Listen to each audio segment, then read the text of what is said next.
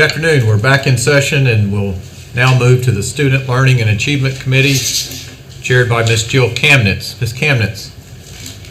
Thank you, Chair Davis. I share the responsibility for the work of this committee with my Vice Chair, Dr. Olivia Oxendine. Today we have two items of new business. The first is a Rethink grant update. The department received a U.S. Department of Education grant to support and improve K-8 remote learning and access to excellent instruction. As you'll see, the work provides an assortment of professional development, online content, and parent resources to districts across the state with additional targeted support to Tier 1 districts. So I will now ask Ms. Melissa Davis to fill us in on what's happening with this grant.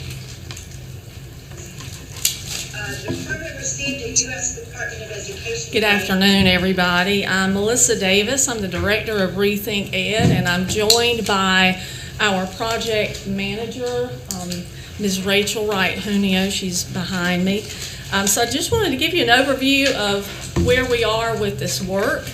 As you know, Rethink Ed is formally referred to as Light the Way. It's a new statewide effort to strengthen remote learning across North Carolina's K-12 schools. And the initiative is fully funded by a U.S. Department of Ed grant in response to COVID-19. As you know, the COVID-19 crisis highlighted that it's time we rethink how we educate our students on a daily basis. So we have to decide what processes and practices we're going to keep, start, and stop. So the goal of Rethink Ed is to establish a collaborative partnership with districts across the state and strengthen remote and face-to-face instruction. This will be done through professional development around blended learning and standards-aligned digital content for grades K through 8, as well as parent resources and implementation support for Tier 1 districts.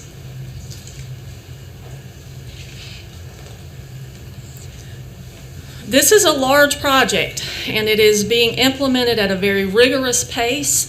To make this possible, we've partnered with a number of organizations. NCAT will be developing our online course content for our professional development. The Research Triangle Institute is supporting our Tier 1 districts that are involved in the implementation piece. We have UNC EPIC. They are conducting our program evaluation, and the Friday Institute has helped us with developing coaching guides around the quality review rubric that we will use for our professional development.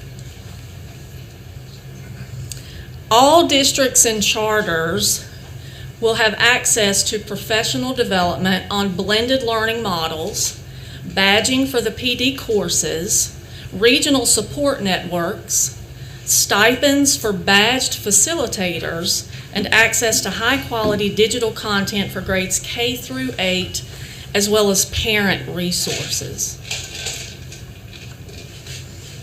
Additional services are being offered to 45 of our highest need public school units. Supplemental implementation support through a partnership with RTI to assist with integration of the Rethink Ed blended instructional model. And this will include dedicated staff from RTI's Center for Education Services who will work with these districts to support them in implementing blended instructional models. For the implementation support piece, currently we have 23 Tier 1 districts that have agreed to partner with us on the implementation support. These districts will work directly with RTI staff to ensure their goals are being met related to their implementation plans.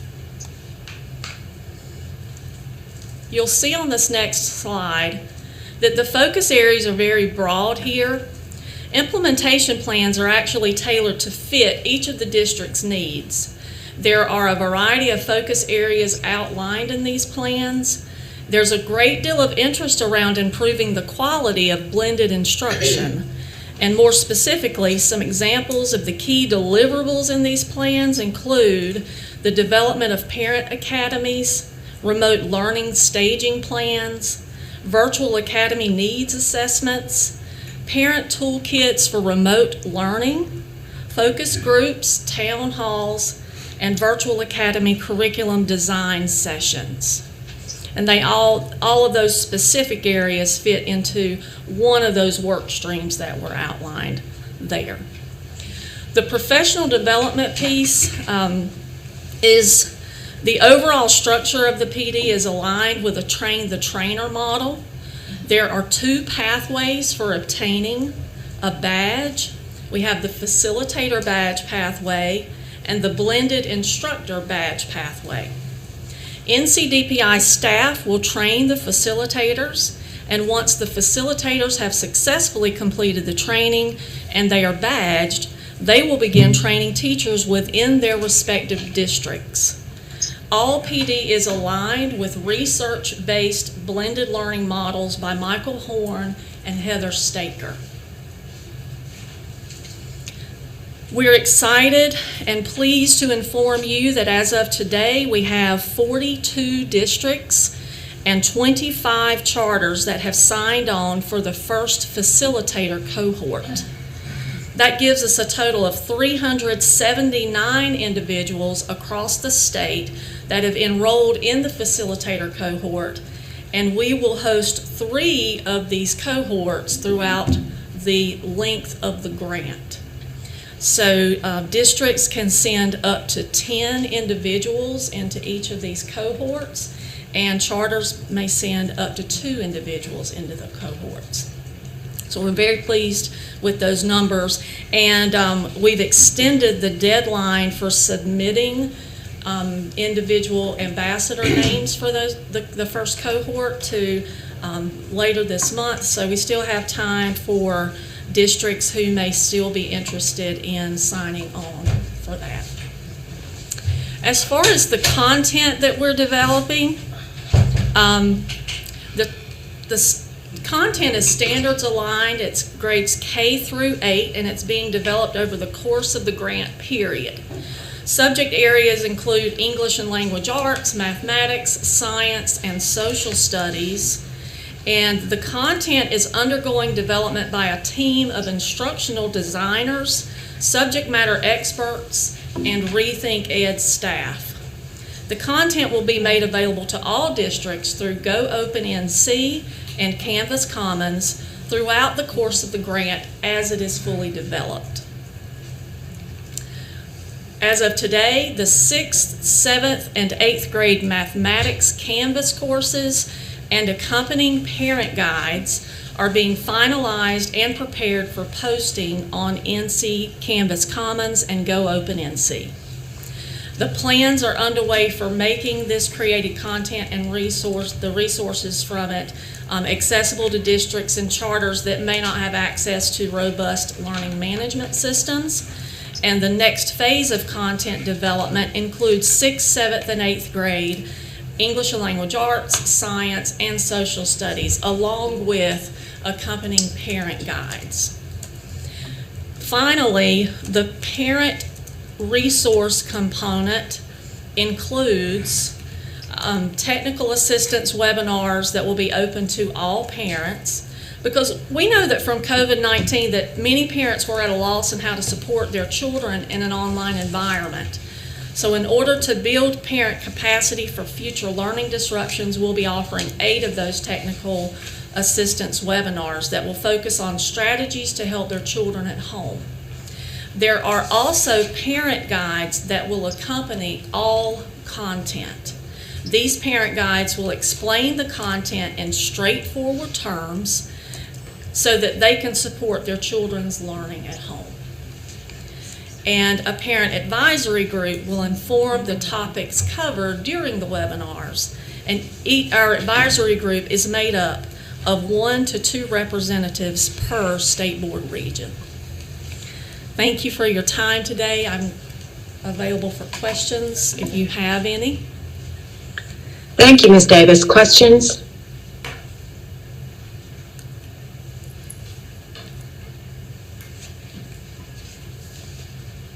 I don't hear any, but thank you to both of you for this work. I think we will see the impact from this rethinking of the way we offer our content to our students, particularly in this blended learning environment, is going to really pay dividends and is badly needed in our current learning environment. So thank you both so much. Thank you. I will now move on to a computer science initiative update. Last month we heard student perspectives on this initiative, and today we're going to take a look at the K-12 computer science landscape map and dashboard, which were developed in partnership with the Friday Institute. They're a rich source of information about the current status of computer science instruction across the state and provide us with a snapshot of schools and districts where computer science is a robust part of the curriculum, and also highlight where further efforts are needed to make this material more available to our students. So Dr. Hemphill, if you will take over, please. Thank you so much. Good afternoon, Chairman Davis, esteemed members of the board, and those assembled, as well as State Superintendent Truitt. It brings me a great pleasure to be here again with you this afternoon to bring you an update on the North Carolina Computer Science Initiative. And I'm very excited that today we will also be unveiling for the first time the Computer Science Landscape Map. The goal of this map has been threefold. Truly, the first goal is really understanding the holistic implications of what computer science implementation has looked like across our 8 educational regions. As we look at this map today, you're going to see that we have already gained some very important lessons learned, which include looking at our rural communities and those low socioeconomic communities to determine what their understanding and what their implementation processes have looked like with computer science from crib to career. This includes looking at the demographic of the pass rate for computer science exams and the enrollment in computer science discoveries and principles. This map also shows us where we have some districts and regions that are still not yet offering computer science courses in the middle and high school. Secondly, we are able to utilize the data that's readily available to us here at DPI to help us understand celebrations and challenges. While we formally started this work of computer science in 2019, we have districts who are light years ahead of us when it comes to that implementation. And we wanted to learn best practices, we wanted to learn marketing, and we wanted to learn what they're doing well so that we were able to go to other districts and support them along that same vein. And then last but not least, we look at this landscape map as an opportunity to marry the quantitative data with the qualitative storytelling of how we can best serve our students and schools. We still have districts that we are really working with when it comes to understanding the importance of computational thinking, not just in computer science, but in English language arts, math, science, and social studies, as well as quantitatively looking to ensure that they have the human capital and the resources to be able to effectively implement computer science. Before I bring up Sam Morris, who is the Director of Computational Thinking and Computer Science at the Friday Institute, we are very grateful to the Education, Technology, and Data Services Department. In this map, we have longitudinal data from 2017 to this past school year. And what we're excited about is over the next 3 to 5 years, we are going to have a content area that is going to take the quantitative data and the qualitative data to ensure that our department is utilizing best practices in supporting the field. So without further ado, I introduce Sam Morris from the Friday Institute. Thank you. I appreciate the invitation to be here to share with you some of the work we've been doing to advance computer science and computational thinking across the state. I'm not sure I have much to offer other than the details because Dr. Hemphill Joseph really laid out the story pretty well, which is not surprising to any of you who've had the opportunity to work with her. So this will be a static tour through the dashboard to give you a sense of what it's able to do, but it is interactive, and if you were to visit the dashboard based on that link there, you'd be able to interact with the site as well. So there are basically 3 major components to the dashboard or the landscape map as it stands today. The first one is an overall perspective of student enrollment in computer science courses. So courses that have been identified based on national standards and North Carolina standards for what should be considered a computer science course. It allows the user or the observer of the landscape map to drill down and to really get an experience based on either school district, Board of Education district, public school unit, I should have said a district, but also year. So we do have historical data in there so we can see progression. But this first landscape map really is about students who are taking computer science and what does that look like in North Carolina. So if you go ahead and slide to the next slide, you'll see that the information that we're drilling into on this one is sort of guided by the typical reporting data that the state has, and even with proposed legislation out there about what should be reported for computer science participation. So one is certainly we want to make sure that we're reaching all students, not just select students. This map here shows you the density really of how many students, what percentage of students in middle school and high school are taking courses in a given district or LEA or PSU. You have the ability here to select at the year band, which year you want to look at the Board of Education district, and then finally on the PSU itself. At the bottom, you can see high-level numbers. It's not really the bottom, it's the middle of the page, but you'll experience that when you get there. Those high-level numbers you see there are reflected by any selections you make, but basically are the cumulative total of students taking computer science, and then percentage of students based on high-level demographic areas of interest for us in the state and for broadening participation in computer science.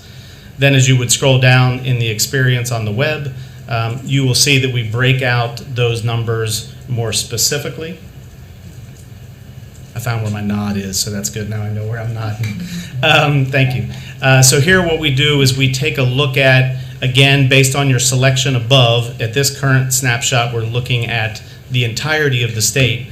The first ribbon of data you see there shows you what the actual demographic of the entire student population of the state or the selected entity is.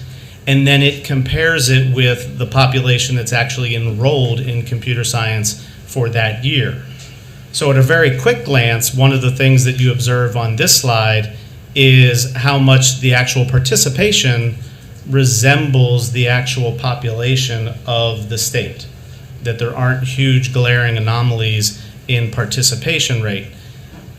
Unless you drive down to the further left-hand corner where we're looking at male versus female participation in computer science. And here we see we're not actually aligned to what we would expect to be a 50-50 ratio.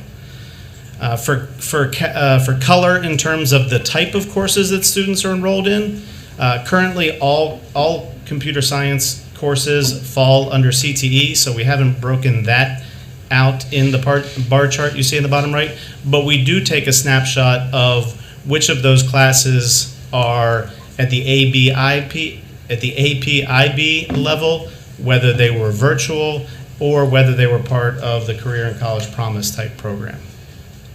And again, that would all be reflected. If you scroll to the next, you will see how you'll be able to see, if you scroll to the next one. It's lagging. Oh, it's lagging. Then I'll re-scroll. That was good. It's not the first time I've been accused of lagging. Imagine, if you will, as you went through the state and you selected one of the board regions, all of this data would update, which brings to the point that Dr. Hemphill-Joseph highlighted, which is we'll have an opportunity to identify successes and challenges, whether they be by the PSU, whether they be by the region, or similar categories. Imagine, if you will, if you journeyed in a galaxy far, far, far away and you went to the second part of the dashboard. So that's the main first dashboard, which is the student enrollment across the state. The next one is a comparison across the 3 years. So where have we gone in this 3-year journey that we've mapped in the landscape map? So it's a heat map that would demonstrate progress from 2017-18 all the way through 2019-2020. Again, It breaks down based on, well, right now it breaks down based on slideshows. It breaks down on Board of Education districts, PSUs, and across the state as a whole. Again, we focus also on those key demographic areas that we're trying to reach when it comes to broadening participation in computer science, which are not just the racial and ethnic challenges that computer science has traditionally faced, but also whether or not we're addressing the needs of students from economically disadvantaged communities, whether it's students who face physical or other challenges in school, and also whether or not they are first-time English language learner experiences. So those are the big three demographic challenges that we look at when we're trying to broaden participation in computer science. Now I'm going all off the rails here. It's sort of, if you will, drilling down now. The third part of the dashboard would allow you to look at school level specifically.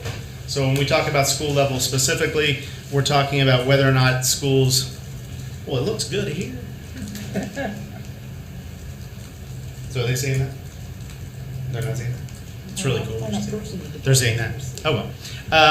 So the last of the three main dashboards is really school level data, whether or not a school offers computer science, and that's broken down into middle school and upper school as well. So you can actually see, are we approaching the problem at the middle school level, at the high school level, and making those comparisons as well.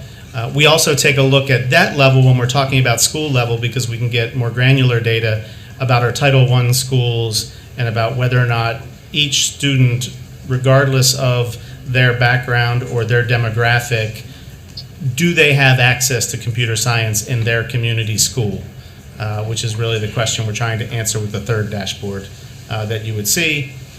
And finally, the fourth one would be just a listing of computer science courses in case anybody really wants to dig into the weeds and know which courses have been identified as computer science for the sake of the dashboard.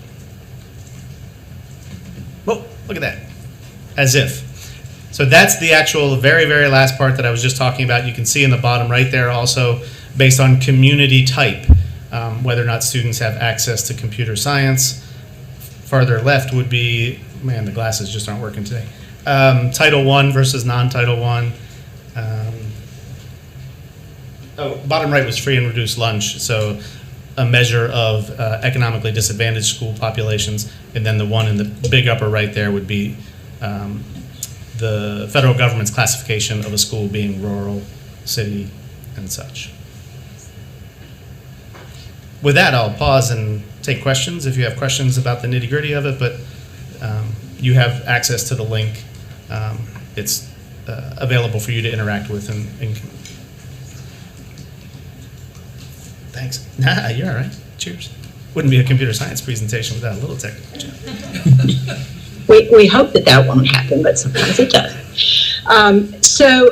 Before I open it up for questions, I do want to make the observation that this was discussed in our committee meeting, that there is an intent to link this particular dashboard with our strategic plan dashboard, which will make for a very powerful source of information across the state. So, any questions for Mr. Morris or Dr. Hemphill?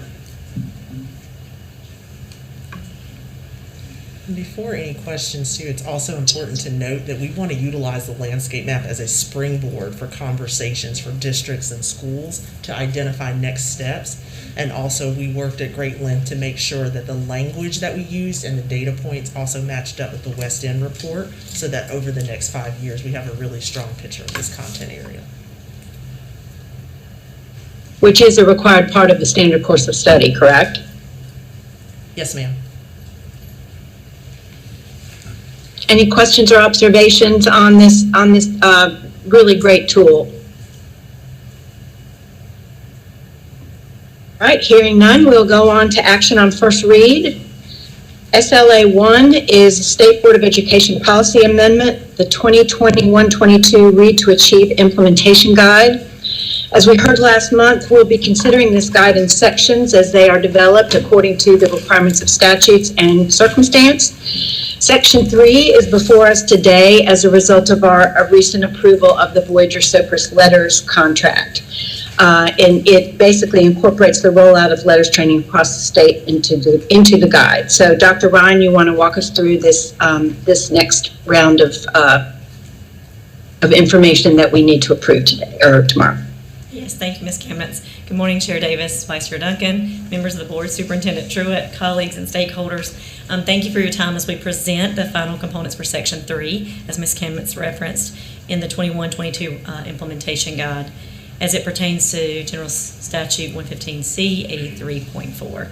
And last month we presented you the August version, and we have provided you with today a timeline of how each of these components will be shared with you. So today will be Section 3, which is timely because it was not ready and it was not approved at the last meeting, but we want to go ahead and make sure we have relevant information out to the districts in a timely manner. And then next month we will bring before you a lot more items for new business, which we will follow suit with discussion and action in December. But today we are simply adding Section 3, the letters component resources, as well as the preschool resources. And additionally, you should have monthly updates that show the changes in your pages, your page locations, so you can reference it kind of in a quick way. And then Section 3, as you are aware, in legislation names Voyager-Sopris as the Science of Reading Professional Development provided for North Carolina. Since we now have a contract, we were able to add those resources. And in Section 3, districts will now have access to a collaborative district support document. We've shared that, but we wanted to make sure that was in the implementation guide since this continues beyond just this year. It allows them to brainstorm as teams and pre-plan for deployment and implementation aligned to their district calendars as they're meeting with Voyager-Sopris. And we're requesting to add this resource to that guide as an essential tool. And then the final piece that we'll be adding is the preschool early childhood letters planning tool. We're seeking approval to add that, and it's a resource that we'll share. There's a link in there for our preschool partners to use that does align some of the science of reading components with their standards and our standards as well. There's a crosswalk and some of those pieces are there as well. So with your approval, we are ready to add those and share those with the field. And as I said, this is just a couple things we're adding this month, but we'll be back with a pretty large agenda for next month for new business. Any questions? Any questions for Dr. Ryan?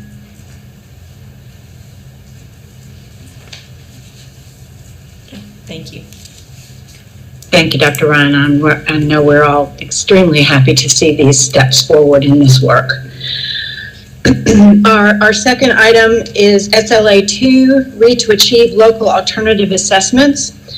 In addition to the state-funded assessment tool, Read to Achieve requirements can be fulfilled through alternative assessments that must be approved by the state board. We have been approving this list each year, and Dr. Howard is going to highlight the changes from last year's list.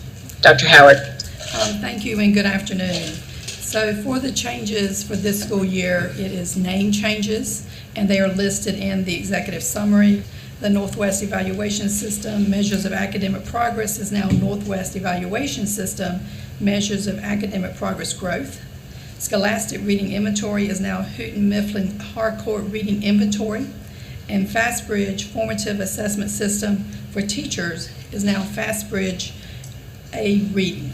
And the vendor name, Certica Solutions for Case Benchmark Assessment, is now Instructure Case Benchmark Assessment. And then the only other change, of course, is that Amplify as the statewide assessment is not listed as it previously has been. Thank you. Questions for Dr. Howard on this list?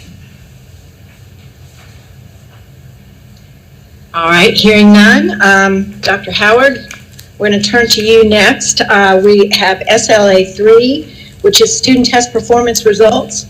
And to say that this information has been anxiously awaited would be a huge understatement. Educators, administrators, parents, and many others who are concerned about the education of North Carolina's children will have access to data that will deepen their understanding of the effects of the past 18 months on our students' growth and proficiency, and will guide efforts to recover from the losses we know have occurred. The release of this information is a first step. We will be receiving a much more comprehensive report on the 2021 school year through the Learning Loss Report, which will come to us initially in March 2022. Before Dr. Howard begins to walk us through this, I will caution everyone that while the 2018-2019 data is included as a way to provide context, comparison of the 2 years should only be made with a recognition that multiple anomalies occurred during the 2021 school year and during test administration. Dr. Howard will provide more details on these. The amount of data contained in the full annual testing report is voluminous, and Dr. Howard and her team have done a masterful job at condensing it into a high-level view that gives us a broad understanding of the information it contains. But I would urge everyone to do a deeper dive into the report itself with taking a look at some of the things that Dr. Howard will quickly touch on today. So, Dr. Howard. Thank you, Ms. Kamnitz. So we're going to begin this afternoon with a very brief overview of the U.S. Department of Education waiver that was granted to North Carolina in March of this year. Of course, school performance grades, the 95% participation requirement with consequences, and the new identification of comprehensive support and improvement schools and targeted support and improvement schools were waived. What was not waived was the administration of the end of grade and end of course tests that are required by federal law. In the waiver, there were several conditions that were cited, and of course 2 of these we're going to address today, which is reporting the test data and disaggregating that test data by student subgroup. The other conditions you can refer to on slide 3. We are fulfilling those as well. In its notification letter, I think it's important to note that the U.S. Department of Education gave us some guidance. So they said, yes, we're granting you a waiver from accountability. Yes, we're requiring you to continue to administer the test. But these are some things that as a state is important to remember. The first of these is the intent of continuing with the test administrations was to provide information to parents, to educators, and to the public, to have resources and to have information for targeting additional resources as we go forward over the next several months. Secondly, in any reports, it was strongly stated that the state should provide a context for the data. Rather than reporting the data by itself, that we should be very careful to remind all of us the conditions of which this data was collected and also how different those conditions were from the previous conditions from when we collected data. It was also encouraged that when possible, that we minimize any high stakes associated with the assessments. And then lastly, the assessment data should be presented with other important measures of student outcomes and opportunity to learn data to provide a more complete perspective on resources, support, and student success. This report today is one piece of information. And as we all know, and has already been noted, as we go through the next several months, we are looking forward to, in March of 2022, Dr. Michael Marr is going to be presenting a preliminary learning loss report to be followed in December of 2022, a more complete report. Those reports are going to be much broader, have more information, more context than this piece of information today, which is only one piece of a very large piece of information. So just to once more say the context on slide 6, for some sections of this report, data from the 2018-19 school year is provided for context only, not for accountability. Any generalized comparison to previous results should be made within the context of all the uniqueness of the 2020-21 school year. We very clearly are noting that accountability, both by the North Carolina General Assembly and by the U.S. Department of Education, has been waived for the 2020-21 school year. This data is to serve our local educators across the state as they work to do what is best for children. As we walk through this, we all should remember that the testing windows were expanded to accommodate students' participation in these assessments. And this was done to make sure that we had health and safety protocols in place. The time often between the instruction and the test administration varied across schools and within schools, and candidly was longer than is typically the case. And schools operated on varying schedules in modes. They were remote, hybrid, and in person. And not only did we have different modes of attendance, we also had this changing throughout the year. So students didn't have one mode and remain with that mode. It changed as we went and had to adjust as what was needed to be done. So now we're going to move into looking at the participation results. And as we do, we're going to make references to the annual testing report, which is an attachment in your materials today. It has lots of tables, lots of information, but we're going to just be highlighting some of the top-level information in our report today. So participation, as is required by the U.S. Department of Education, is presented for both students who participated and students who did not participate, and it is disaggregated by subgroup. The participation is higher than we anticipated. We were quite surprised, but we really feel very strongly we have to note that though that participation was higher than anticipated, it still has to be considered within the context of the 2020-21 school year. So all grade level and courses have a 90% or higher participation rate. By subgroup, for all tests, only 3 subgroups were below 90%. And this is in the testing report tables 1 and 2. English 2, grade 10, the English learners was at 87%. Students with disabilities was at 89. And for grades 5 and 8 science combined, the black subgroup was at 89%. The table on slide 11 gives all of the different grade levels and end of course with their particular percent participation, and you can see those high numbers that are there. So as we begin to talk about the actual test results, we're going to start out very large and looking at the test as a whole, and then we're going to look at the subgroups, and then we're going to take it down to a next level and look at subgroups by academic achievement level. So we're starting very big, and then we're going to end up very small. So as we begin this remind ourselves that level 3 and above is grade level proficiency. That is a North Carolina expectation that students are prepared to go to the next grade. They may need some assistance, but they are prepared enough to go to the next grade. Level 4 and above is college career readiness. That is required in federal law. Our content standards are required to be aligned to college and career readiness standards, so students are prepared to be successful after high school. That then means the assessments are aligned to that as well. And so we report that for all students. And then, of course, each academic achievement level. So as we walk through slides 15 through 18, we're going to look at each content area, EOG and EOC, and look at their grade level proficiency and look at their college and career readiness proficiency.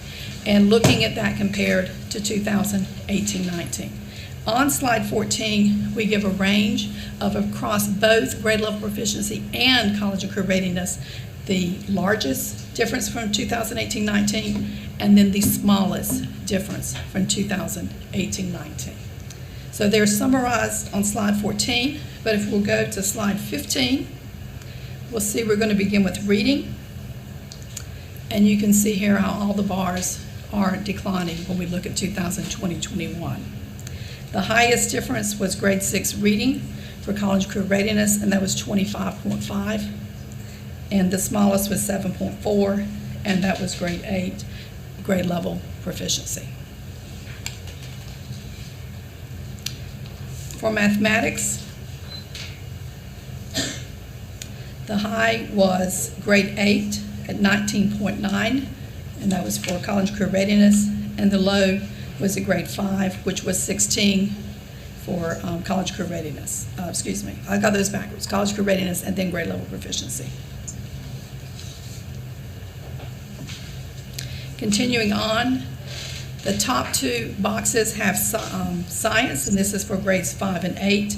And you can see that the high was grade 5 science at 19.8, and the low was 8.3 for grade 8. And then the bottom two boxes, we have the end of course data for biology and English 2. And of course, here we're not making that same type of comparison because we did the comparison across all of the end of course tests. All of the end of course tests, and we'll look at math on the next slide. NC Math 3, College Career Readiness, 27.1, and grade 8 NC Math 1 was 1.1 and then 27.1. Thank you. So then looking on to math on page 18, slide 18. So at the top, we have the college career readiness, and at the bottom, we have grade level proficiency. Now, we all remember that NC Math 1 is administered in grade 8. So we break this out very detailed to make sure we know the students that we're talking about. So the first two bars refer to grade 8 math EOG. The second is looking at grade 8 NC Math 1. So those are the students in grade 8 that took NC Math 1. And you can see that drop there at 27.1 percentage points. The next one is all of NC Math 1, all students who took NC Math 1, and we still have a drop. And then we see, of course, grades 9 through 12 who took NC Math 1. And then the last one is NC Math 3. And you can see both for college career readiness and for grade level proficiency, for both of those, how close those are. And we've had a lot of internal conversation, and we just are not definitely sure why. We have some ideas. I'm sure you do as well. I'm sure some of our colleagues across the state may be able to address that as well. But where the two bars were the closest was NC Math 3, which is a higher level math course, so we were a little bit surprised. And then also English 2, but English 2 for college and career readiness, not as much for grade level proficiency. So we found those two pieces of information interesting. So looking at the disaggregated results, this is where we get to the student subgroups.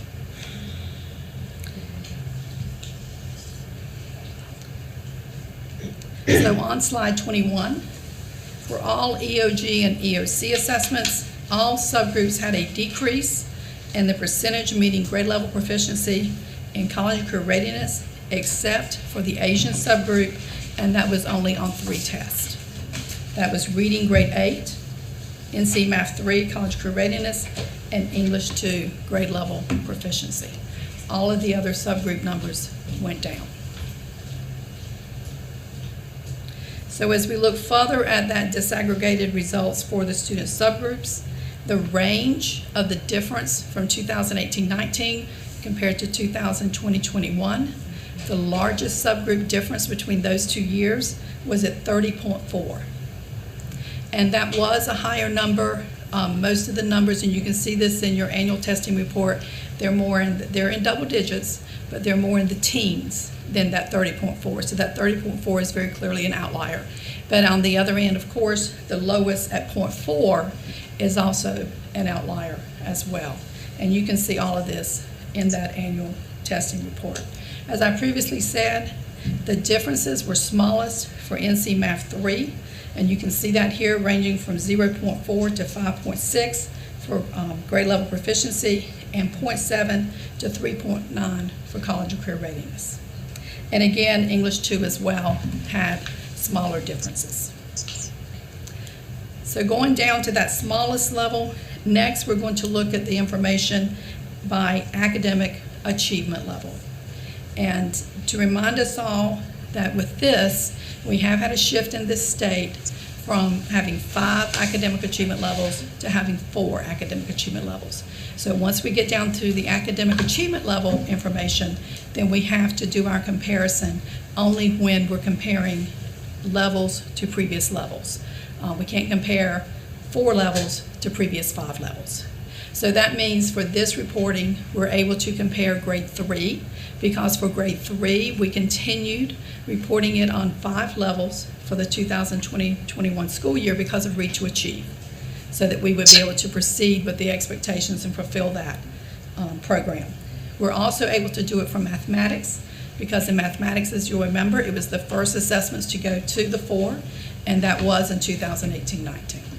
We're unable to make that comparison for grades 4 through 8 reading, because in 2018-19 it was 5 levels, 2020-21 it was 4, as well as science and English 2. So you'll be able to see this in your annual testing report. You'll see that when you look at the distribution of students across the academic achievement levels, and that would be tables 12 and then 22 through 29, across the board it is fewer students at level 5 and more students at not proficient. And of course, in between, we have the middle levels of level 3 and level 4, and you can see some shifting, but it is very prominent that level 5 across the board went down. It decreased across all subgroups. And then, of course, the not proficient increased when looking at that comparison to 2018-19. So with that, we're going to move on to ACT. And of course, we did have an ACT administration, and we had 86% of our students participate in that administration. That was 89,238 students. We did see declines in ACT again, but they were not as significant as the ones in the EOG and the EOC. And the thought there is that the ACT is a cumulative assessment. It is not based on one specific course. So with the EOCs, with grade level content, we can see we're not having potentially the same level of exposure would have an impact. But with the ACT, with it being cumulative, we don't quite see those differences. We did see that the Asian subgroup, they did increase. They had an increase of 1.7. With respect to the students who were unable to take the ACT in the spring of 2021, we are having administrations this fall to give those students the opportunity to have those test administrations for 2 reasons. One, to give them that opportunity for their future planning and to know where they are with college admissions and their next steps in life. And 2, also, if you remember, ACT is administered in a student's 11th grade year, but it is used in accountability in their 12th grade year. So all of those ACT scores from spring 2021 will be in the accountability model reported for 2021-22. So moving to work keys on slide 28, it had the lowest participation of any assessment at 67%. All student subgroups had percentage point decreases except for Asian. Previously was 81.3 and it's now 82.4.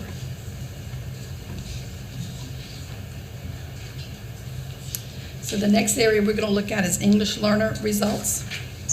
So our English learners, and it was required in the waiver that they had to be tested on the English proficiency assessment and that we had to report the results, particularly the percentage of English learners that exited the status of being identified an English learner last school year. So the participation was the second lowest participation of any assessment at 84%. And if you look at the very bottom of this slide, the percentage of students exiting decreased from 9.2 in 2018-19 to less than 5% in 2020-21. And on slide 32, particularly with English learners, you can see in the last 2 columns the difference. There were so many of them now are less than 5 percentage points, and only one subgroup was that in 2018-19. So the next slide of the presentation that I'd like to draw your attention to is slide 34, and this is actually a template. So as you'll recall, we always give you your regional results, and so in the annual testing report, you'll be able to see all of your regions and the virtual charter schools as well. They're grouped together because they are not in a region. So you'll be able to see this information that's on this template for your particular region, and you'll be able to see all of the regions, but it will be presented by each of the regions. So we just draw your attention to that.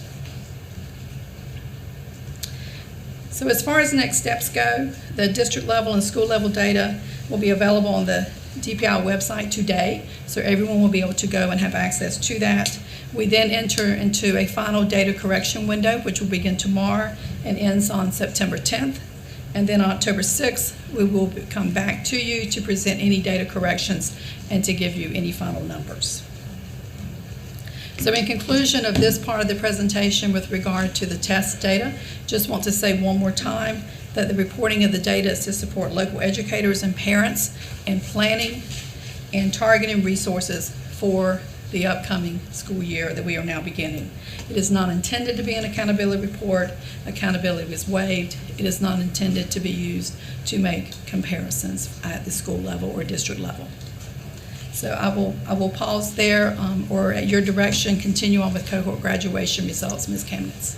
Let's pause here and take questions on the student test performance results before we move on to graduation rate. And I'm sure that there are going to be questions. So, colleagues, questions for Dr. Howard? Ms. Kamnitz, Maureen Stover. Yes, Ms. Stover. So first of all, thank you so much for putting together this data and sharing it with us. And one of the things that I see is that it truly demonstrates the impact that teachers have on their students when we have them in person in our classrooms. So thank you for including that data from the previous year so that we could really see kind of where our kids are and use that as a prescriptive way to look forward and know what we need to do with our students as we go back into the school year this year. For the Math 3 EOC, was the first year that was administered as an EOC and not an NC Final 2018-19? That is an excellent question. I think it is, because I think it switched that year. I mean, it may have been 17-18, but it's been recent. Right, So it has been recent. You're exactly right. I'm curious, as an EOC teacher, because I taught biology, you don't want to teach to the test, but to help prepare your students, you do use released EOC questions on assessments. You use those as bell ringers. You use those in formative assessment. I'm curious if, because there wouldn't have been that released testing material that teachers would have been using throughout that first administration year, or maybe the second administration year, if that would have been 1920, because I'm not sure which year was the administration year, but I'm wondering if, because there weren't already EOC questions, maybe the teachers hadn't taught to the test for Math 3, and so we're seeing that those were similar because the teachers hadn't prepared their kids extensively in years prior. It's just an idea, I don't know, just... Well, it's a good idea, and it's one that maybe you should come and work with us on our team, and we'll... I'm a data analyst, guru. I love it, it's my thing, so... I think she has enough on her plate. Can I ask a follow-up question to that, Ms. Kamnitz? It's Catherine. Absolutely. So, having taught American Lit, which is not an EOC, do EOG and EOC teachers only have access to prior tests from the year before? No, we actually, what we do is when we develop our assessments, we develop an X number of forms. Let's say we develop 5 forms. And we identify at the end of the process a form that we then release. So the teachers have it at the beginning. So in 2018-19, they would have had that released form at the beginning of the school year to reference. And so that form remains available to them as they go through the process. Okay, thank you. Other questions? Ms. Kamnitz, Brent Williams. May I, Dr. Howard, thank you. I wanted to thank you from a district leadership perspective. Thank you for the comments you made around aimed at placing this data in context, because we all know what we've lived through during the pandemic, and we all know about those daily successes and triumphs in the classrooms and seeing our kids succeed and our districts and our teachers succeed in spite of them. So certainly this is a significant release of data, and thank you for what you said in terms of those comments designed to place it in a certain context. And maybe we can use this certainly formatively and to inform instruction, and I believe that's our best path forward, and I believe we should keep saying that. So thank you. Absolutely, thank you. Ms. Kamnitz, this is Olivia. Yes, Olivia. I have a quick question, and thank you, Dr. Howard. You just do a magnificent job. I remember when you and your team were last year working through the waiver contemplations and all the tedious work around that and getting that information, or the request to Department of Education in DC, and still also working locally here across the street with the General Assembly on kind of a comparable waivers, so you've done enormous work, you and your staff, so my hat's off to all of you. We're very privileged to have your team here within the department and in the state of North Carolina. I want to ask just one quick question around the ACT decline. So I'm wondering if there, prior to this 2021, do you recall a prior decline in the scores, or is this this decline just a current decline? Right. North Carolina, in the history of giving the ACT, has gone up, very, very small, parts of a percentage point, right? Tenths of a point. They've gone up, gone a little bit down. I think this is looking at across the subgroups. So typically when we come to you, we have some subgroups that we can highlight have gone up, some subgroups have gone down. There's some shifting there. And we're seeing the same thing across the board. So I think that would be the difference. But we could certainly go back and look at Just ACT a little curious. bit more deeper and see if we see, if it's more consistent with what we've seen in the past. All right, thank you. Thank you. Thank you, Ms. Kamenetz. Other questions? Hearing none, we'll move on to SLA 4, which is the 2021 cohort graduation rate. Again, Dr. Howard. Thank you. So of course, the cohort graduation rate is reported as a 4-year and a 5-year. And the 4-year for this year are students who entered the 9th grade in the 2017-18 school year, and the 5-year students who entered 9th grade in the 2016-17 school year. Students, of course, once they're in a cohort, they are removed if they meet the criteria, such as transferring to another school that also grants a diploma. And students are added as they transfer into a school, and they're transferred in as to wherever they are. So if they come in a school and they're already off track, if you will, that is where they remain in that cohort. This year we did extend the deadline for students to graduate until August 6th. Previously it had been July 15th. So we extended that deadline, and that was to give more students opportunities to complete their requirements so they could graduate in the 2020-21 school year. So on slide 39, you will see the chart that gives to the far right-hand column, that is the graduation rate for all students for the 2020-21 school year, and that is 86.9%. When you compare that to the 2019-20 school year, you see that it was 87.6. So it did go down 0.7 this school year. But then if you go over one more column from the right, and you see the 2018-19%, you can actually see that it increased from what it was in the last year prior to COVID. So we felt like that was an important point to share with you. There is additional information in the annual testing report around the 5-year rate that I'll just direct your attention to. So with that, that is the information we have on the cohort graduation rate. Questions on the graduation rate?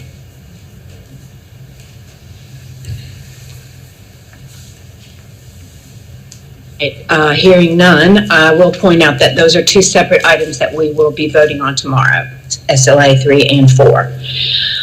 Moving to discussion items, SLA 5 is the 2021-22 Alternative Schools Accountability Model options. Our 97 alternative schools have 3 different ways to participate in state accountability. One school is opting to report a school performance grade.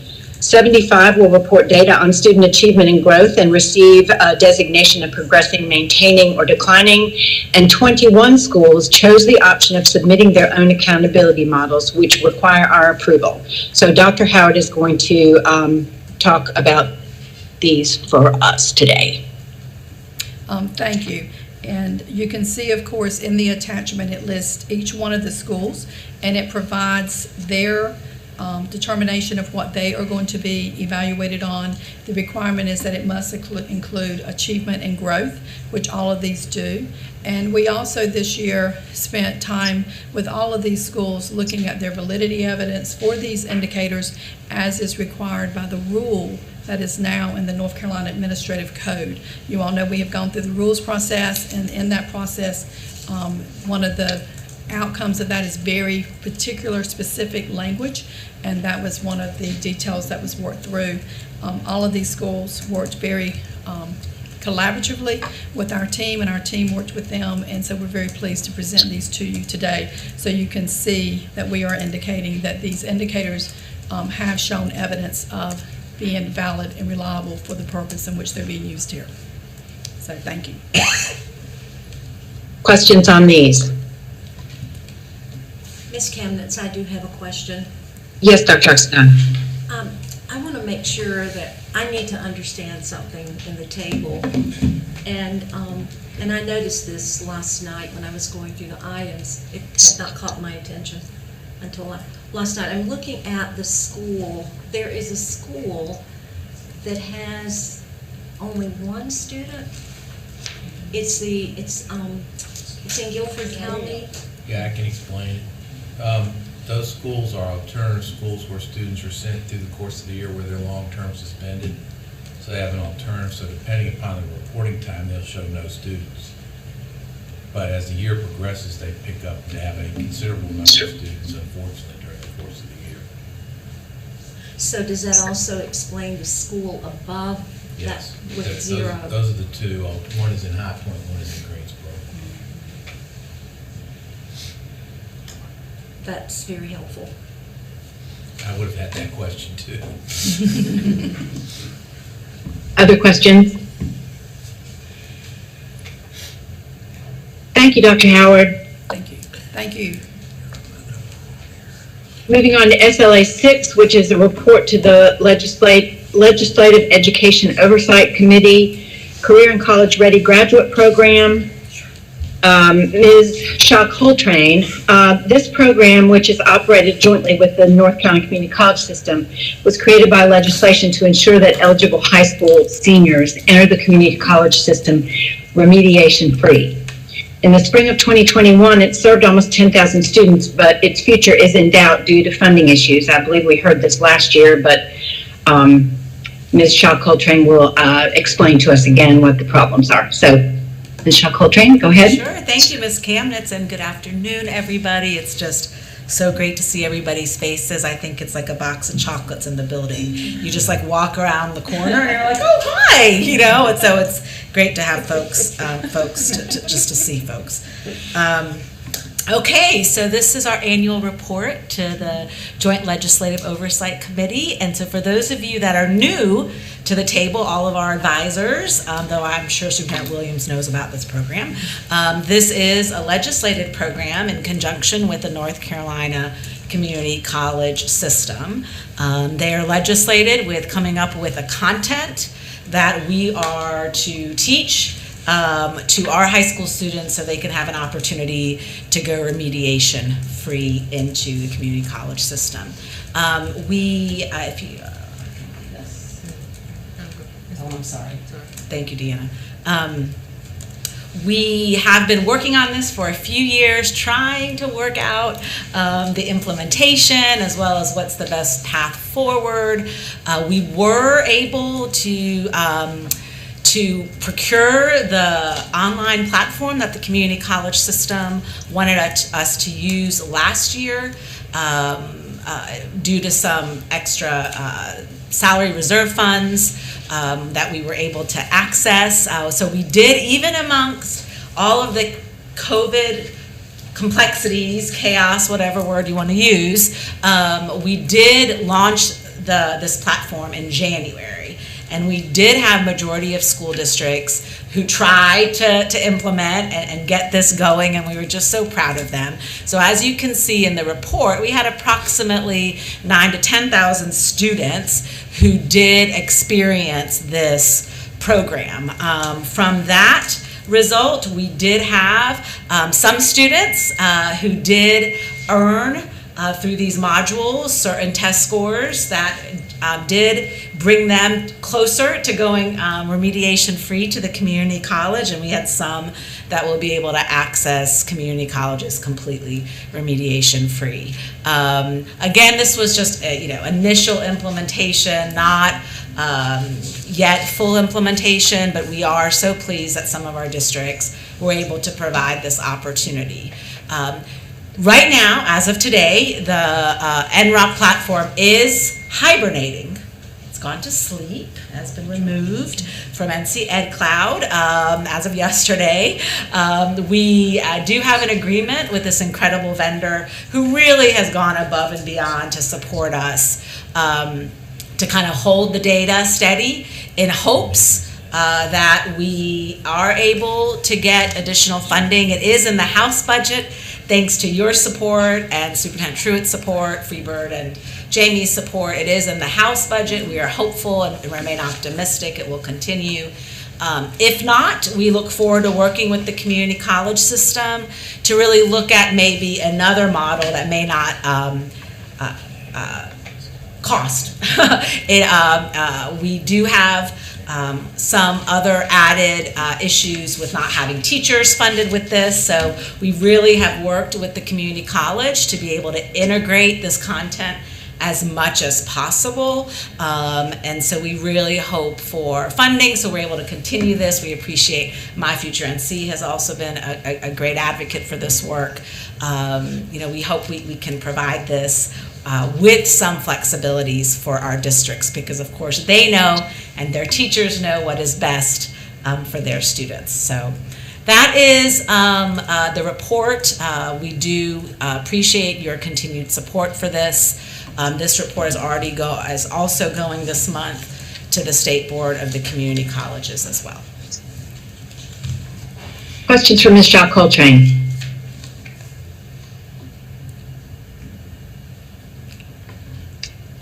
All right, thank you, and we'll hope that the budget is going to enable us to keep moving forward with this initiative.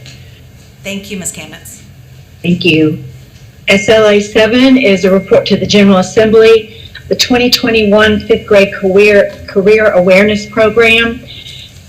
Each of our LEAs is encouraged to develop a program for its fifth grade students, exposing them to career pathways. And those who participate, the districts that participate are required to report to the General Assembly annually. Ms. Wyatt is going to walk us through this report. Hi, thank you. Good afternoon, Superintendent Truitt, Chairman Davis, and members of the board. My name is Jacqueline Wyatt. I'm with the Career and Technical Education Division. And I have the pleasure today of speaking with you about the fifth grade career awareness program.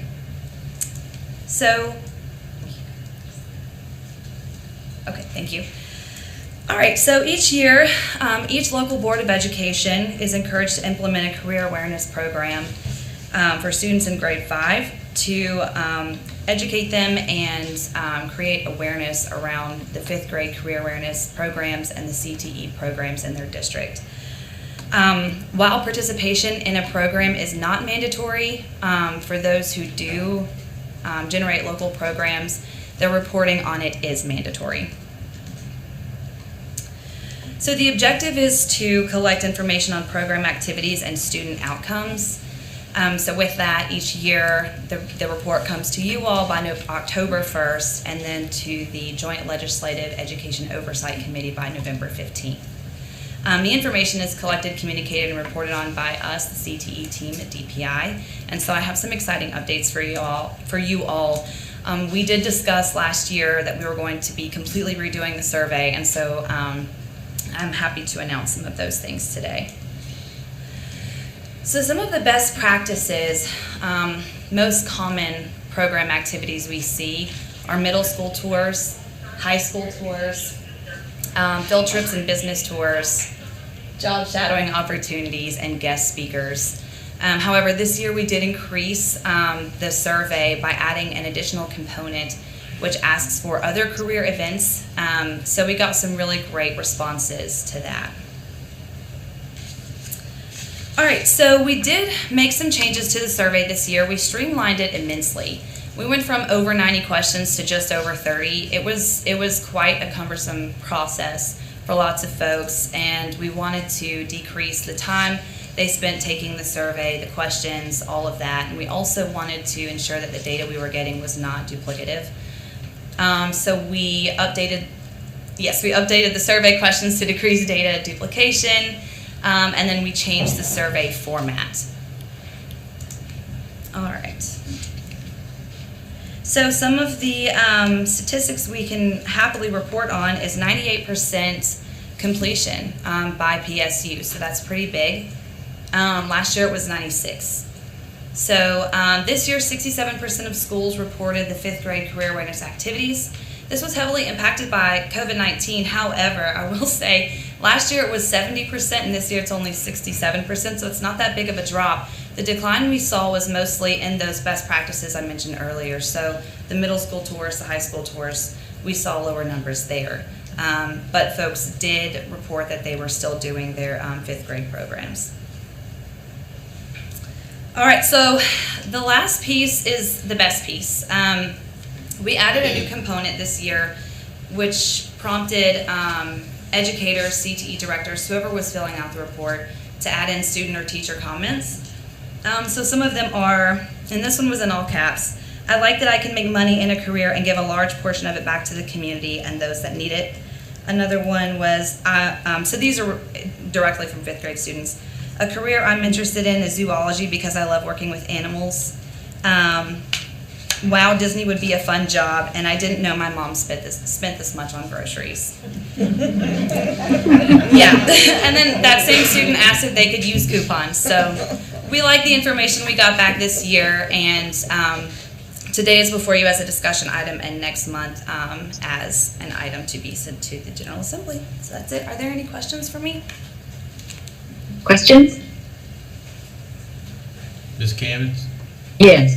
This is Alan Duncan. It's not a question, but thank you for the report and for the work you've done on the survey. I remember when you were talking about making the changes from last year, and obviously you made changes that elicited some good further information. So thank you for the work on that, because it can be important to catch students at that age and then help perhaps pique their interest in something that becomes a skill that we can develop as they go through middle and high school. So Absolutely. Thank you.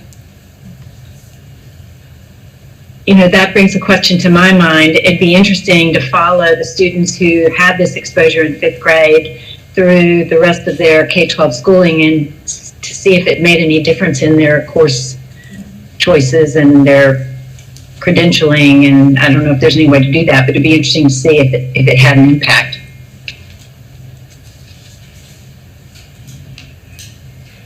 Any other questions?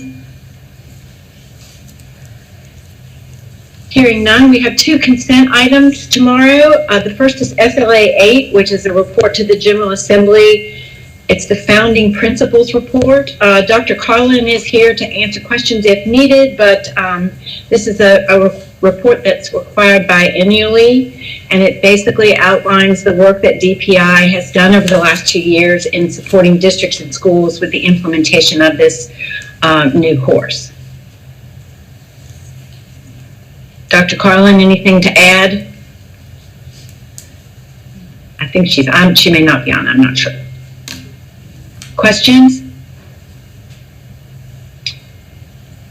Then moving on to SLA 9, also a report to the General Assembly, educational performance of children with disabilities. IDEA requires submission of an annual performance report which covers all 17 prescribed indicators that are part of our state performance plan, which aims to implement IDEA and improve outcomes for students with disabilities. So we'll be asked to approve that tomorrow. Questions on that one? Hearing none, Chair Davis, I will hand it back to you. Thank you, Ms. Kamnitz. We'll now move to our last committee of the day, the Educator Standards and Practice Committee, chaired by Dr. Olivia Oxendine. Dr. Oxendine. Thank you, Chair Davis. I am Olivia Oxendine, and I chair the Educator Standards and Practice Committee. And joining me in that responsibility is Ms. Amy White. For this month, I have 2 action items under my agenda and 2 discussion items. We will begin with ES&P 1. This item was brought to us last month as a discussion item, and it pertains to some necessary wording changes in eval policy 001, and it was necessary to make changes in the policy because there was some conflict between the job specifications of the Braillist that had some legal bearing implications related to regulations in IDEA. So coming forward to further that discussion is Ms. Sherry Thomas, and also who joined her last month was Ms. Sherry Vernelson. Good afternoon. Good afternoon. Excuse me. It's good to see everyone. We will be quick with this as well. You did a beautiful job of explaining that, Dr. Oxendine, so thank you. I am going to defer to Sherry Vernelson, who is with us virtually today, to talk you through as just reminders of what we're asking for in this policy change. Good afternoon, everyone. I'm sorry I couldn't be with you in person. So Deanna, if you want to just skip down to slide 4, that starts with updated class specification for Braillist. I will just give a brief recap of what we discussed last month. So we had a request for a job description for a Braillist, which prompted us to review the non-certified public school employees document.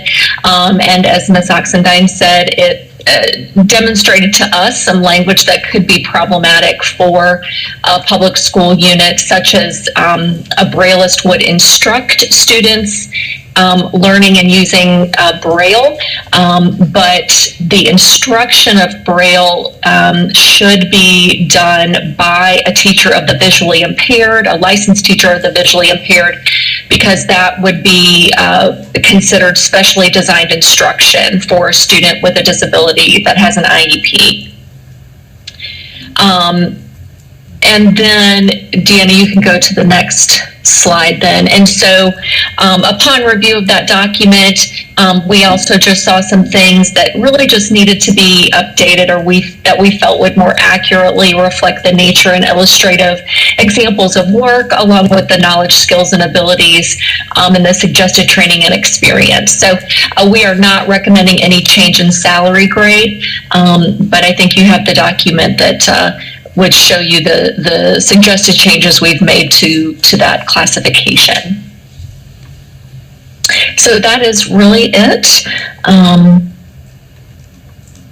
If there's any questions, we'd be happy to answer them. Are there any questions? Ms. Vernelson, I believe that, or Ms. Thomas, I believe I saw as part of this item, there was a really snappy pardon my adjective there, PowerPoint frame that actually showed the red lined areas in the policy. I thought that was absolutely very helpful.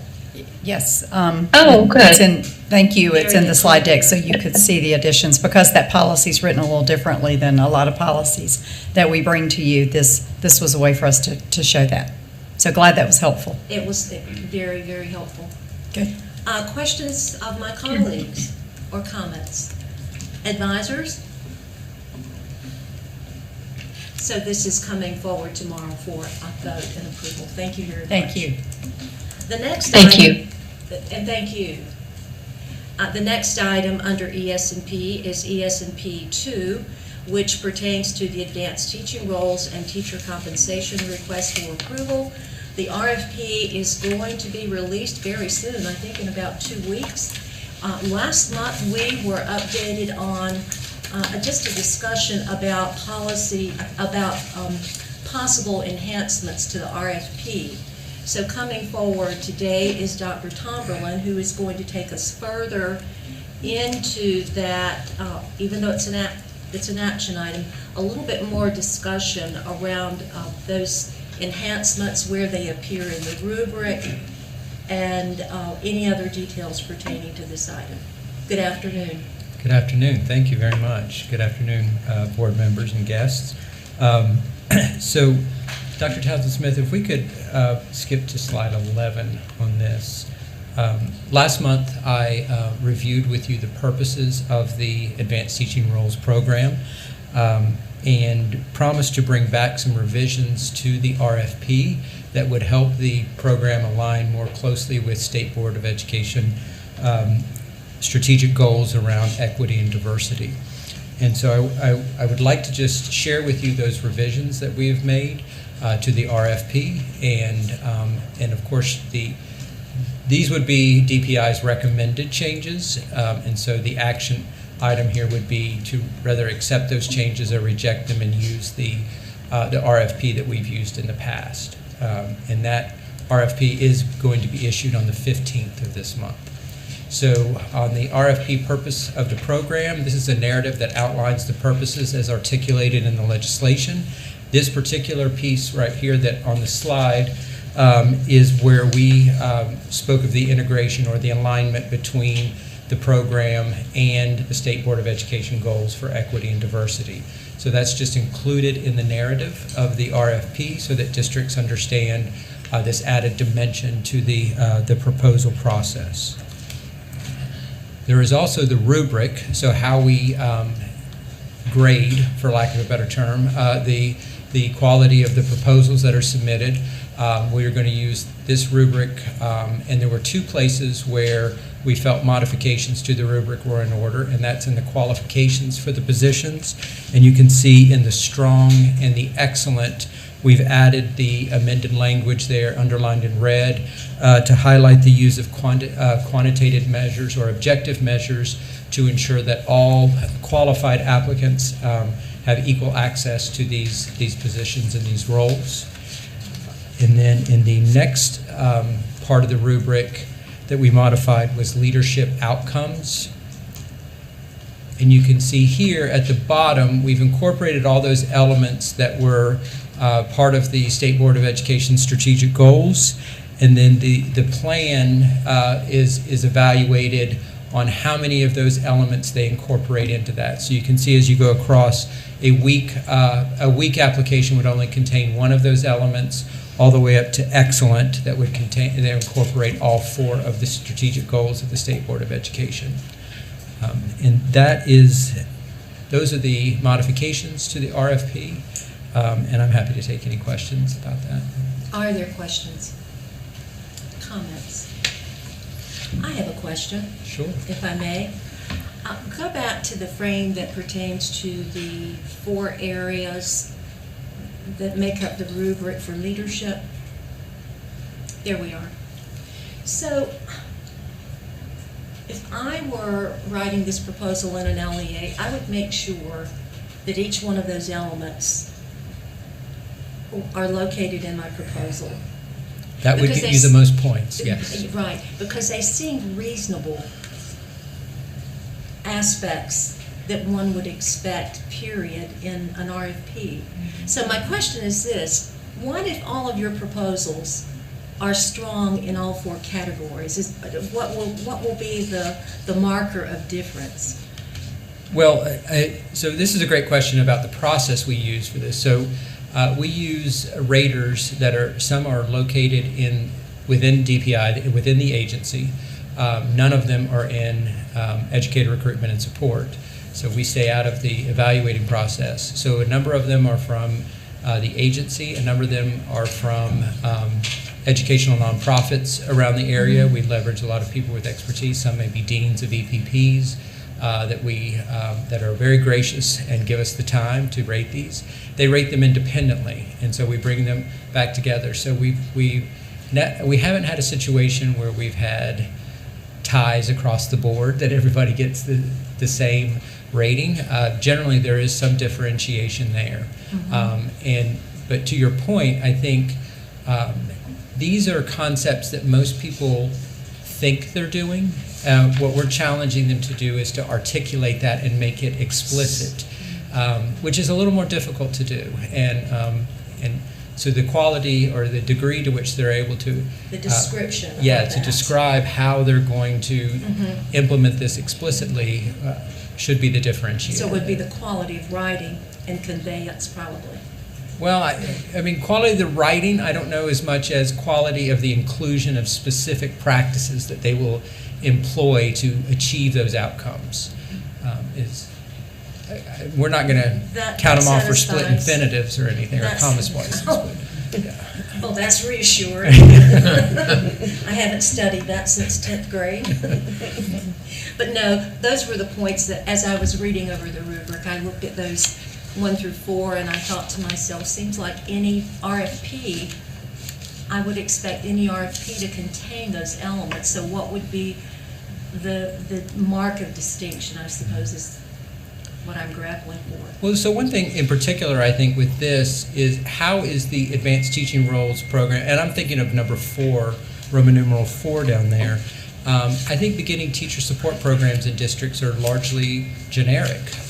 They're very much, this is what all beginning teachers will do. And the way we've set this up here is I think districts have to really think about who are the people coming in, how can we leverage these advanced teachers to specifically address their particular needs? And I think that will be a shift for districts, especially those districts that are hoping to gain one of these grants. So remind us again, the RFP is released on the 15th. The deadline for return is the middle of October. It's the 15th of October, and then gives us a little time to evaluate, and then we bring back the recommendations to you on December meeting? The December board meeting. So we cut it really close, but I think we've managed to get it done in the past, so I hope. And should be a strong RFP. We hope, yes. Definitely. Okay, thank you very much. Thank you. Unless I have questions from my colleagues, comments, good work. Thank you. The next item is a discussion item, ES&P 3, and this is going to be presented by Dr. Kim Evans, and this is pertaining to the annual report of the PEPSI, the commission. Good afternoon, Dr. Good Evans. afternoon. Today I wanted to give you an overview of the annual report for the Professional Educator Preparation and Standards Commission report. The report term is for September 1st, 2020 to August 31st, 2021.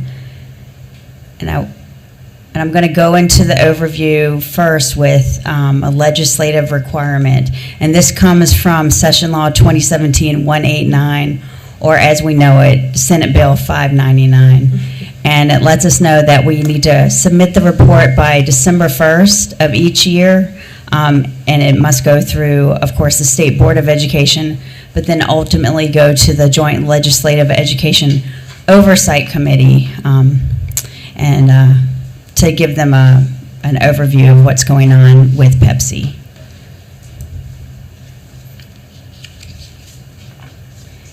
And then this slide gives you an overview of the report, how it's structured.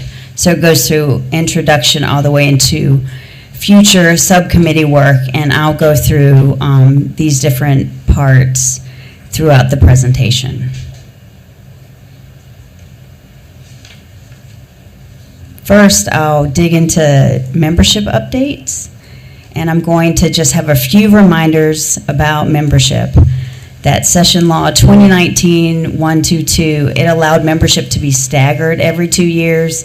Therefore, membership didn't drop totally for the entire commission. Instead, we were able to stagger who was on the commission and alternate who needed to be replaced.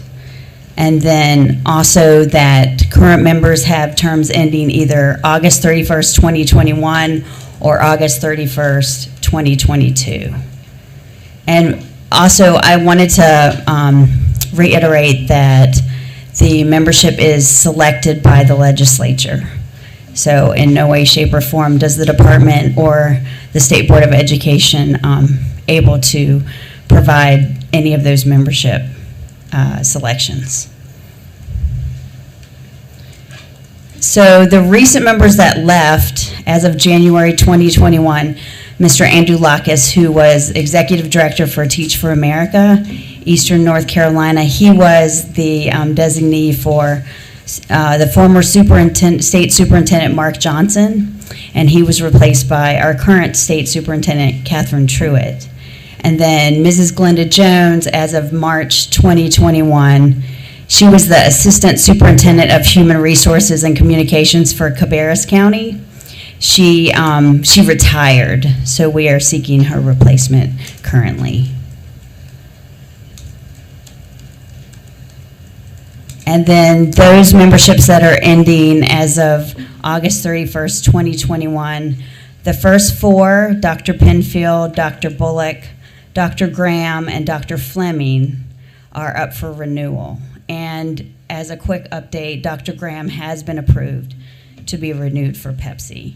And then Mrs. Maureen Stover, who you know, she is the 2020 North Carolina State Teacher of the Year.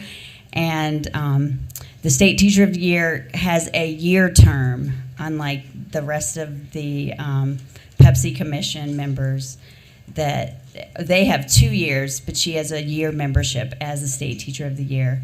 And so the 2021 State Teacher of the Year will be taking her place, Miss Eugenia Floyd, as of September 1st, 2021. Thank you.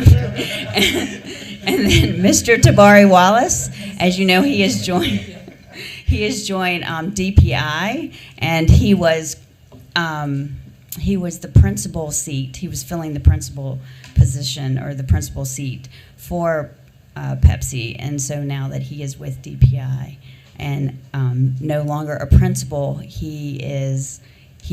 his term will end as of August 31st, 2021. So we are also seeking his replacement.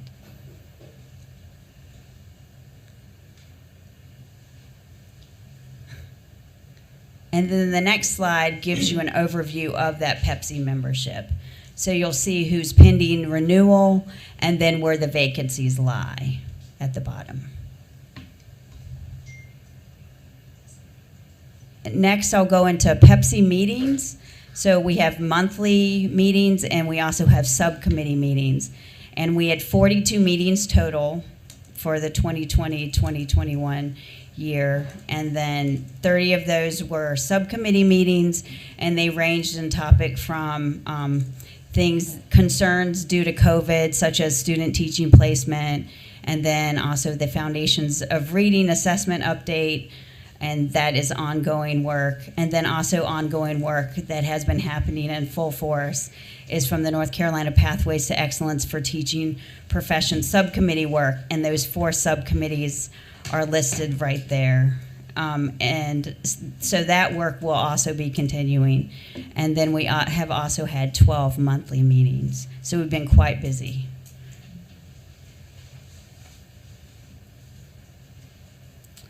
And then finally, this is just an overview of the subcommittee work that we will be continuing. So the 4 subcommittees are listed right there.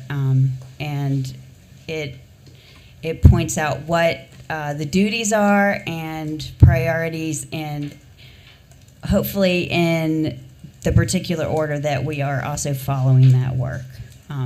I do want to say kudos to the members of PEPSI, because this is a volunteer commission, and they have worked quite hard on all of the work that we've had for this year, and we've had quite a bit.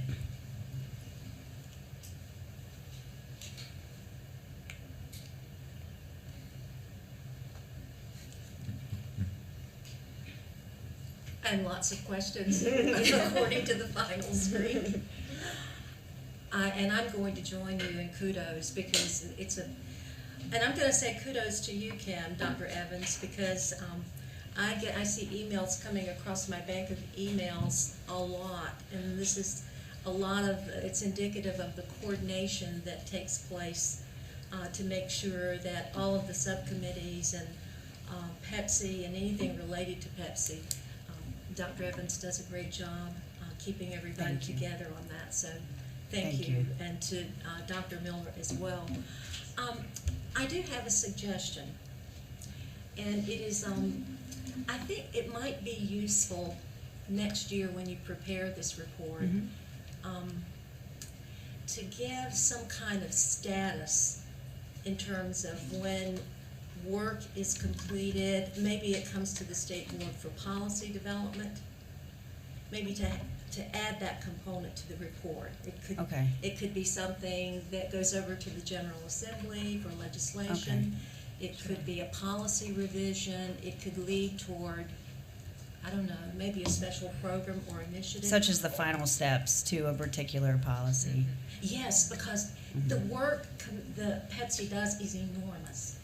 And when I was reading over the reports, I thought, we would really, I know something happens to all of this work. So I think it would be very useful to the General Assembly and to other stakeholders, to the board, to the department and others, to just know how things land. Just give that some thought. Okay, thank you. But a very good report. Thank you. Very good report. Questions or comments from my colleagues? Thank you. Thank you. And the last item, Dr. Seiberg is coming to the mic, and this pertains to foundations of reading.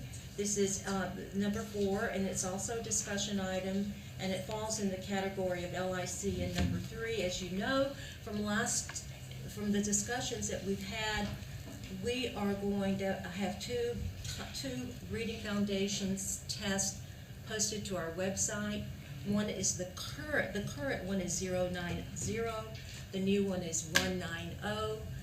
Each one has a different cut score, and those tests will remain for some indefinite period of time available to our EPPs until this board makes a decision after some study of cut scores, and I believe the study may be going on right now, Dr. Seiberg. Yes, ma'am.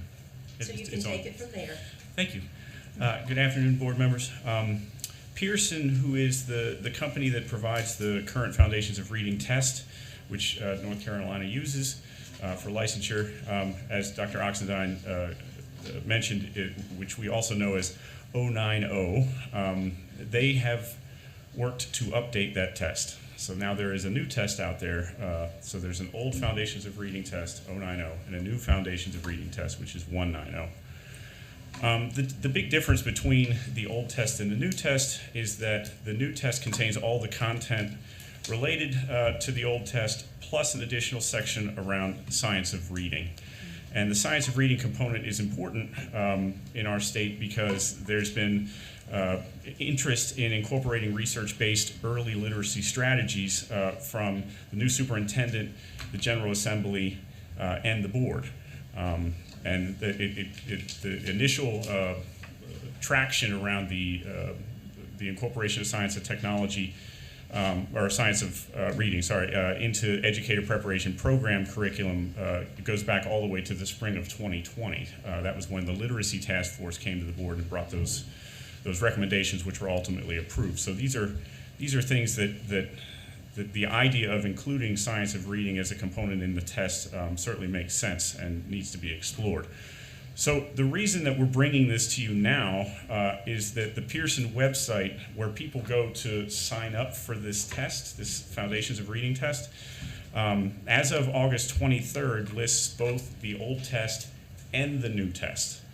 And that could be potentially confusing for candidates, despite the fact that we put a lot of labeling up there. There's certainly many folks that go to that website. That could cause somebody to inadvertently take the newer test, the new test 190.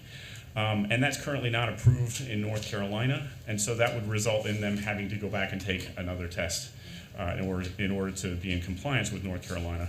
And additionally, out-of-state candidates who are increasing states across the country that are moving to this new Foundations of Reading test will be showing up potentially in North Carolina looking for a job, and they would end up having to take the old Foundations of Reading test if we don't remedy this.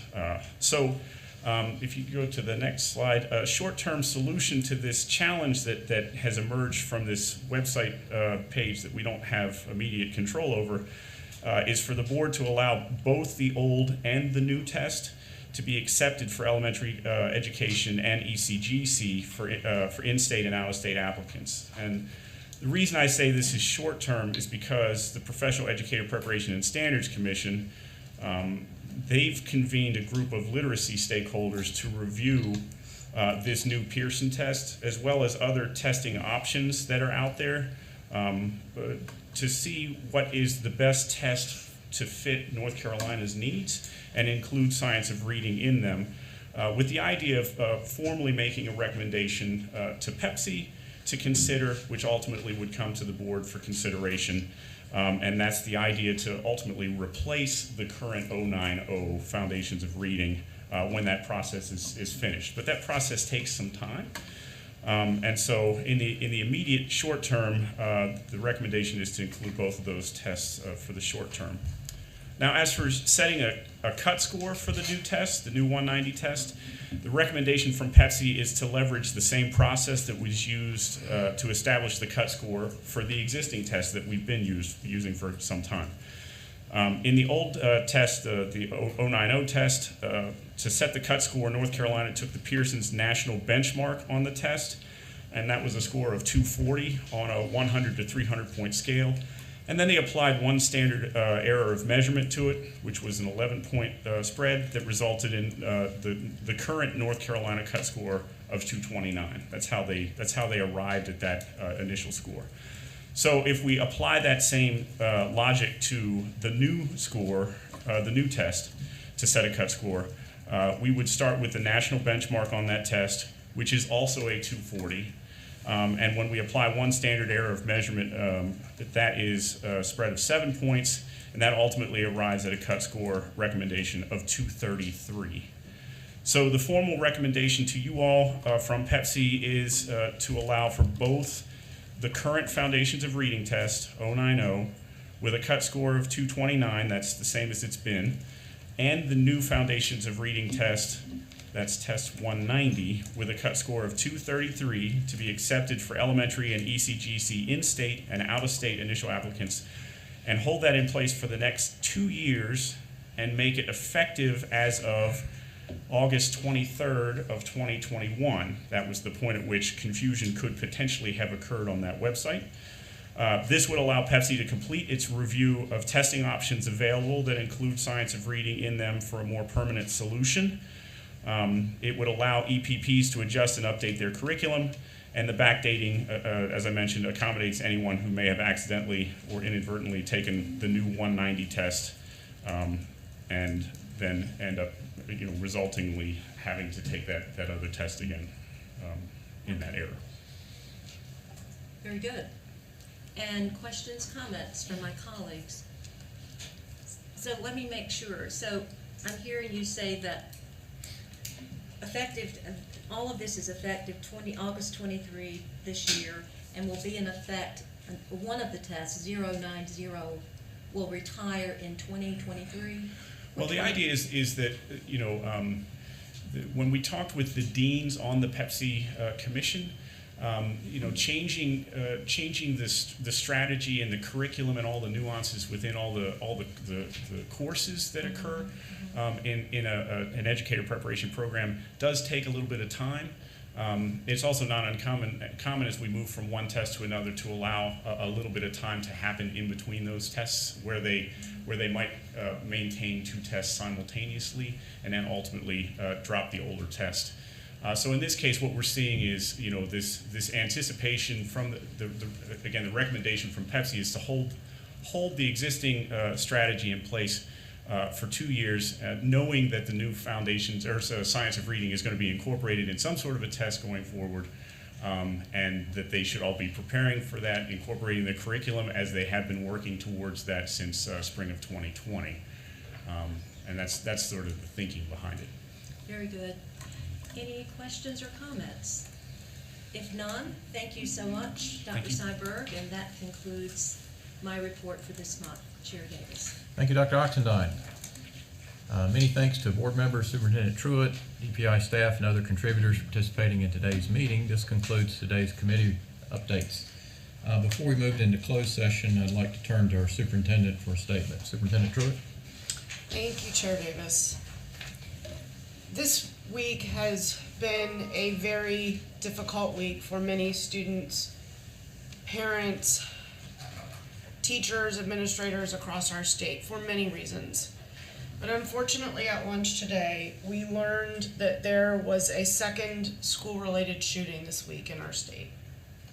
And while the details are still unfolding, Chair Davis and I would like to express our thoughts and prayers and well wishes to those at Mount Tabor High School in Winston-Salem, and to thank Superintendent McManus and Principal Weiss for their leadership today. We also offer the same words of support to those at New Hanover High School, in particular Superintendent Faust and Principal Sutton, where a school shooting occurred on Monday. We know these are the situations that law enforcement and school resource officers plan for and train for and hope they never need. But in weeks like this one, we must be incredibly grateful for their commitment to serving our students and our staff and the surrounding communities. We know the days following an event like this one are very tense and can be overwhelming. They're stressful. And so we need to take a few extra minutes to express our gratitude for our school and district level administrators and local superintendents for their steadfast leadership. Students and families will, of course, be offered counseling and support, and we're grateful for the already existing social and emotional learning supports provided to students and staff as they prepare for an eventual return to the classroom. This is exactly why we must continue to have an intentional focus on supporting teachers with resources to ensure that the non-academic needs of students are fully addressed. We also need to express our gratitude to school resource officers, and there happen to be 2 today at Tabor High School, Mount Tabor High School, and other law enforcement and first responders who diligently responded to the moment of crisis today. These are tragic events, and violence in our schools will not be tolerated. Our schools must remain a safe space for children, as we heard about today in so many presentations. We will continue to work with our partners on the ground in the districts to support them in the days ahead. Thank you very much. Thank you, Superintendent Truitt, for expressing this board's and our collective sentiments with the events of this day. I now ask for a motion to go into closed session, and note for the audience and online listeners that following closed session, the September 1st, 2021 meeting will adjourn immediately. Vice Chairman Duncan. I move that we go into closed session pursuant to North Carolina General Statute Section 143-318.11, A1, A3, and A6, to prevent the disclosure of information that is privileged or confidential pursuant to NC General Statute Sections 115C-321, to consult with our attorneys in order to preserve the attorney-client privilege between the attorneys and the public body, including specifically to consider the cases of KB and MB versus Durham Public Schools Board of Education and the North Carolina Department of Public Instruction, Candy Wood versus the North Carolina Department of Public Instruction, Michael Ian Maddox as guardian ad litem on behalf of ESOT et al. Versus Transylvania, County Board of Education, the State Board of Education, and the North Carolina Department of Public Instruction. OM by and through her legal guardian, CF, versus North Carolina Innovative School District. Also to consider the qualifications, competence, performance, or conditions of employment or appointment of public officers or employees or prospective public officers or employees. Motion by Vice Chair Duncan. Is there a second? I second. Second by Dr. Oxendine. Dr. Townsend Smith, will you call the roll to capture the vote? Yes, sir. Dr. Oxendine? Yes. Ms. Campbell? Ms. Campbell? Thank Thank you. Mr. Keenan? Yes. Mr. Hall? Yes. Dr. Tipton Rogers? Yes. Ms. White? Yes. Mr. Ford? Vice Chair Duncan? Yes. Chair Davis? Yes. Motion carries. We will move into closed session at 3:45. And if you're in the room, if you could stand by while we go offline.